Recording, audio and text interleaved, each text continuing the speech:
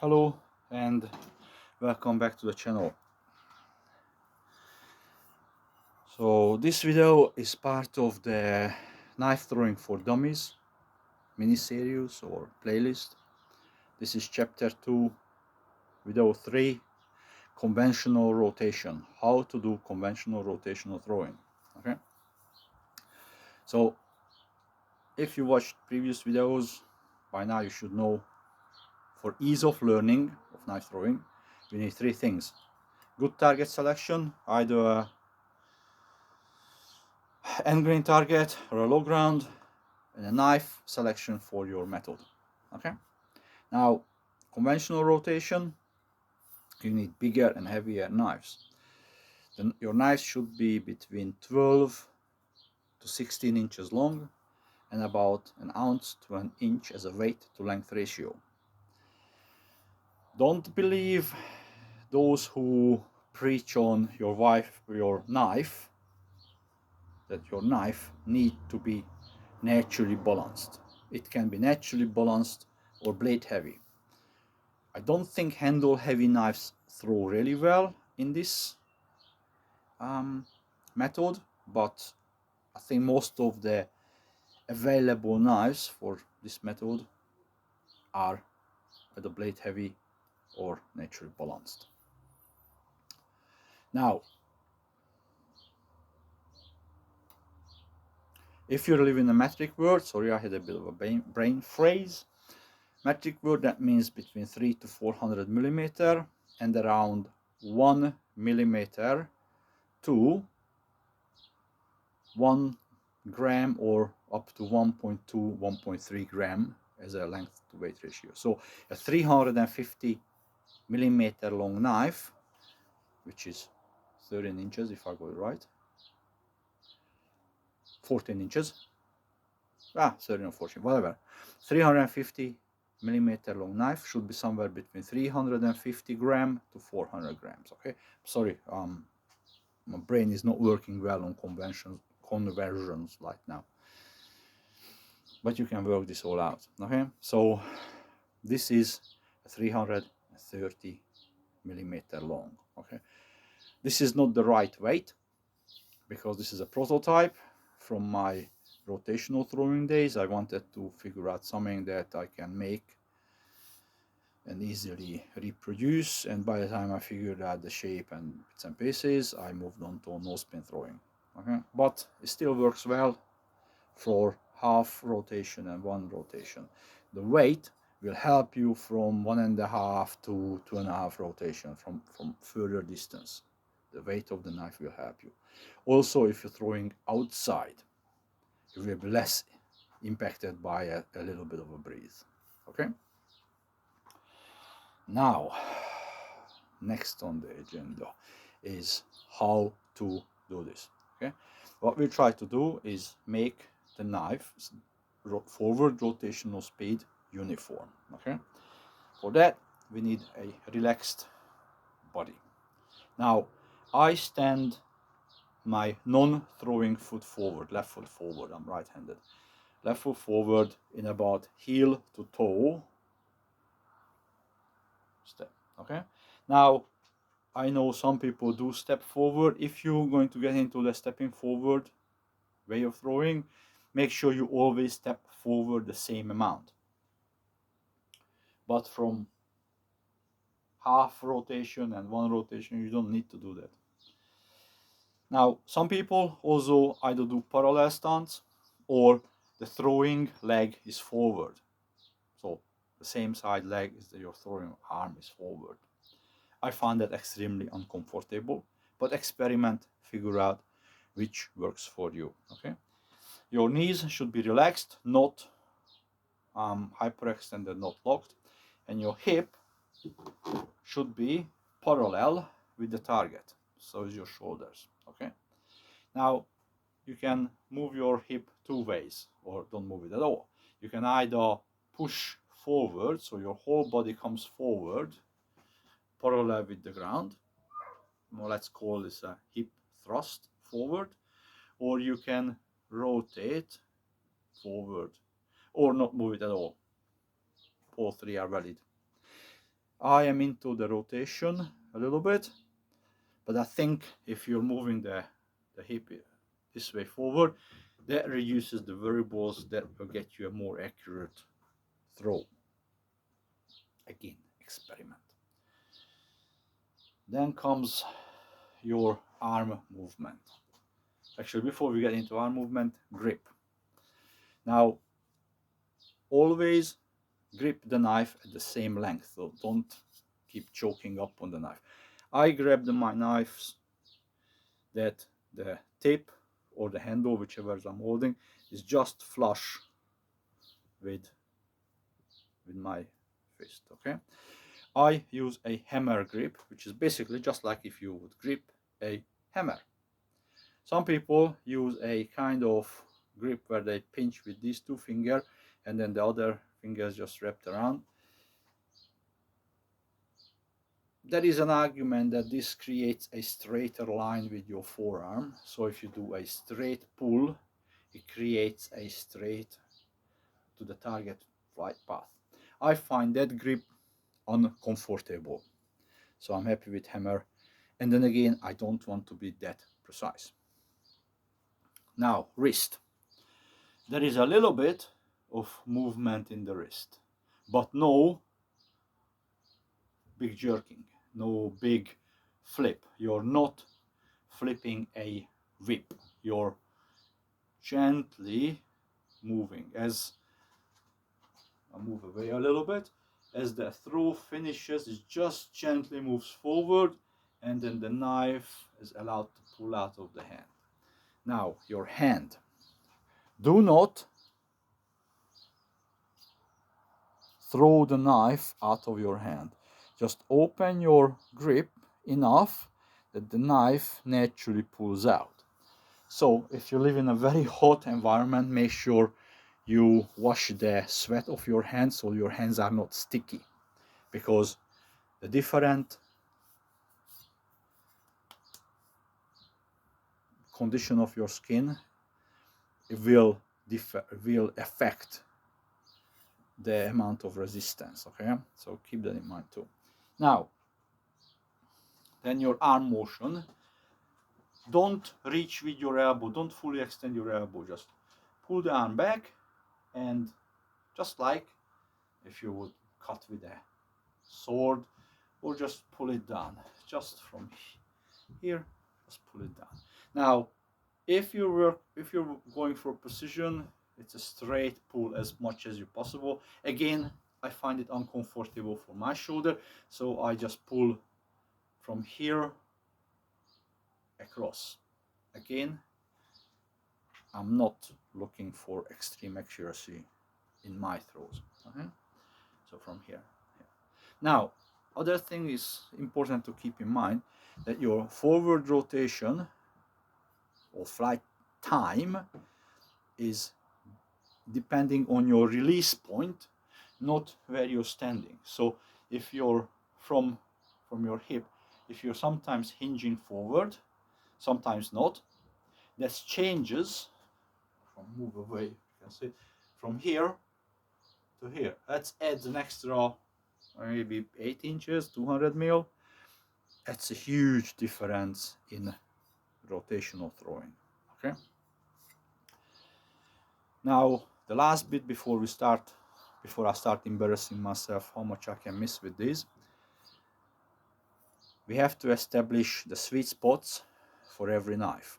I'm talking about hobby throwing here, so it doesn't matter where is your sweet spot as long as you established it. Okay.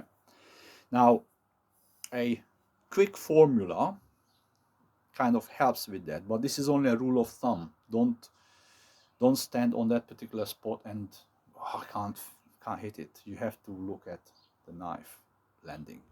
But the formula is, for the first half rotation, you need 6 times the length of the knife. So 330 length is about 2 meters. And after that, every added half rotation is 3 knife length, which is 330 is about a meter, so it's 990 millimeters, 10 mil shy of a meter, which is, in this particular knife, it's just about right. Okay, now what it means is with a shorter knife, can you throw this? Of course you can. Now this is 285, but I will demonstrate, or try to demonstrate, that I have to be closer with this by doing the same arm motion than with this.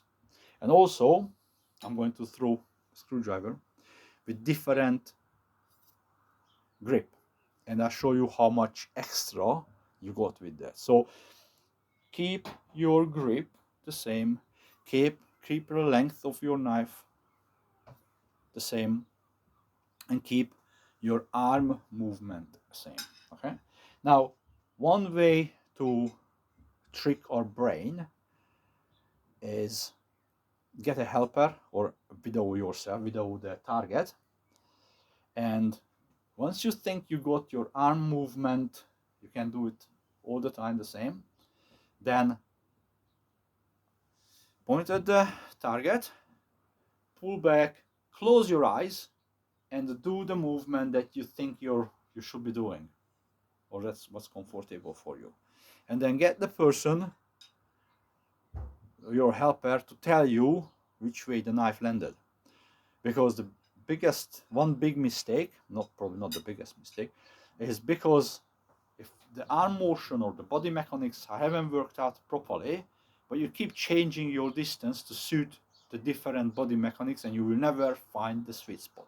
Okay, so with that in mind, let's do half spin. Okay, so I don't know if it shows up in the camera or not. I have some markers put down on the ground because I'm not a usually rotational thrower, so, and I'm hoping I'm not gonna embarrass myself too much. But let's start with a 280. Okay, grab, the point is just not sticking out, right?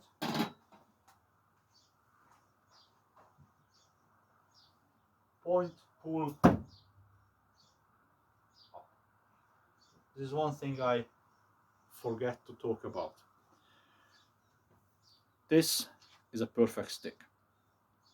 If your handle is up from the horizontal line or over the horizontal line, this is over rotated.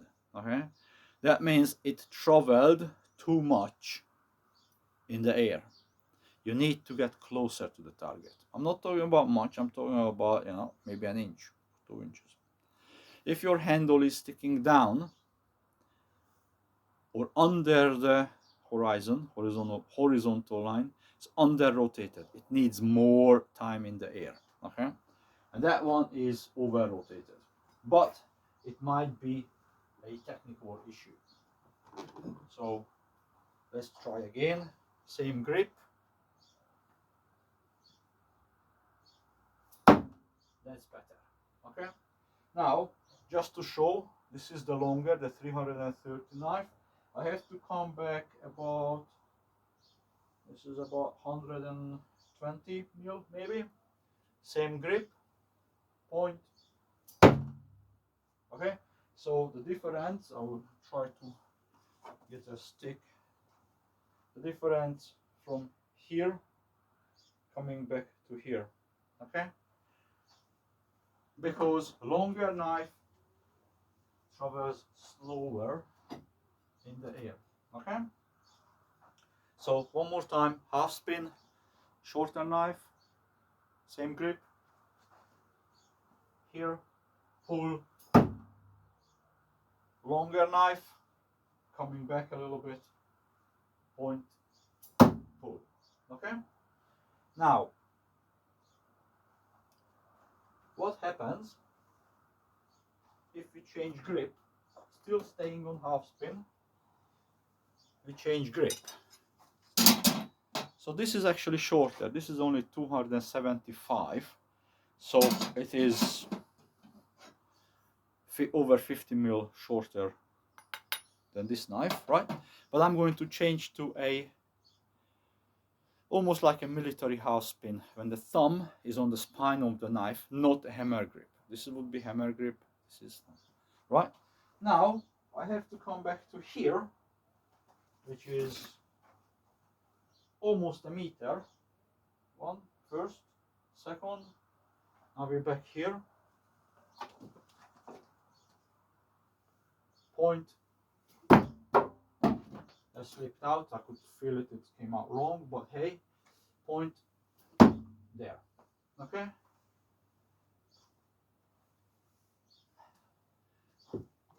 Just because it's annoyed me, again, having the thumb on the spine, slowing down the rotation so I'm further away. Point. That's better. Okay. So that's half spin. Now, full spin. So as you remember, we have to add about 3 knife lengths from the worked out sweet spot of a half spin. Have to try to keep the arm movement the same, and as further you get away or further you get from the target, the more people are inclined to think I need to put more effort into it. Try not to. Try to do the same arm motion. Okay, you'll be surprised that once you start throwing, how strong or how hard the knife hits the target just from here. You don't need a big wind up and thing, and you definitely don't need a big step in and throw. Yes, later on, once you're efficient thrower, you can play with heavy throws, but you will be figured out that you don't need that. Okay, now so let's go with one spin. Again, shorter, longer. Again, same hammer grip, butt of the knife. Okay, so that's about here. That's my marker. Point, pull. Excellent. A little bit under rotated, but fine. Now, same hammer grip. For this knife, I have to come back to about here to achieve the same one rotation. Okay. Now again, just so I can embarrass myself. So remember, the 3 knife length of this, that's 3 times 30, 50, so it's at least 150 millimeter longer, 150 mil, 6 inches than this. Okay, so my one rotation distance from the target is longer if I'm keeping my arm movement or body mechanics or throwing mechanics are the same. So again, one rotation from about here, grabbing butt here, thumb is on the side, not on the spine, from about here. Okay, now I could feel it slipping out of my hand way too high, so it went too high, but if you're just throwing as a fun, as for yourself, as a backyard hobby, doesn't matter. As long as it's in the target, it's a good throw. Okay.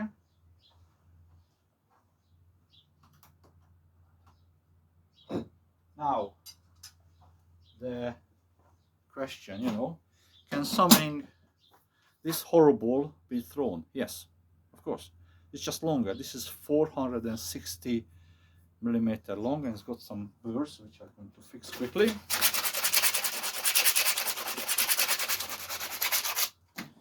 Now it's gonna be interesting. I used to throw these one rotation. I can't throw this half rotation because I can't grab the blade is too fat. I started making some prototypes and then gave up on the idea. So we're going to see if I can stick this one rotation. So that's even further back from where the 350 mil goes through, 330 mil knife. Maybe about here. Oh, that was awesome. Okay, so big knives can be also thrown, or bigger than, but your distance. So let's see if we can actually do this without me mucking it up. So let's start with a thrower, shorter knife, one rotation.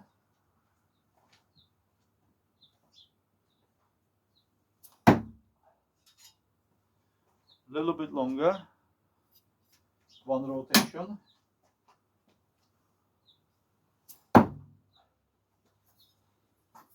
Even longer,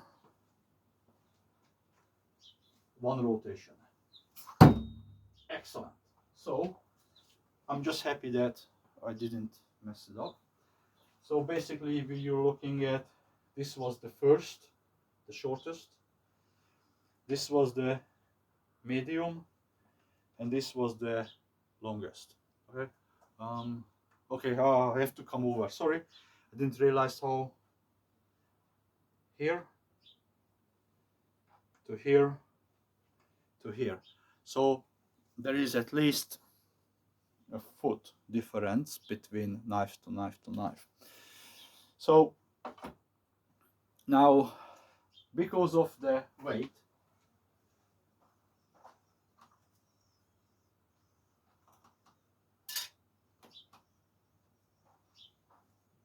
now this knife is only 240 grams. This is one of my prototypes of no spin throwers, okay, or modification to become a better no spin thrower. So 1.5 rotation, it becomes very inconsistent. The same problem arises with this. This is only a 3mm mild steel. As I said, it's a prototype. 1.5 rotation, again, very inconsistent. Or maybe it is me, but it is what it is. So these are the mechanics of the conventional rotation. Hope this video helped, and I shall come back and do some others. Thank you very much for listening.